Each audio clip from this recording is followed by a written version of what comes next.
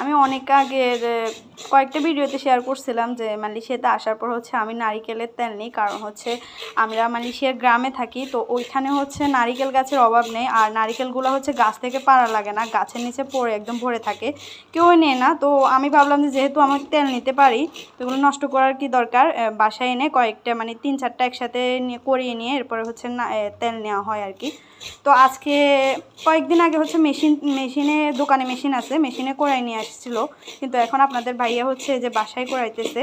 এখানে দেখেন কত বিশাল সাইজ নারকেলগুলা, মানে উপর দিয়ে যেরকম সাইজ খোসা ছাড়ানোর পরও ওইরকম সাইজ থাকে। এখানে মাত্র হচ্ছে এই যে একটা আর একটার অর্ধেক হচ্ছে কোড়াই নিছে, দেখেন কতগুলো নারকেল হয়েছে।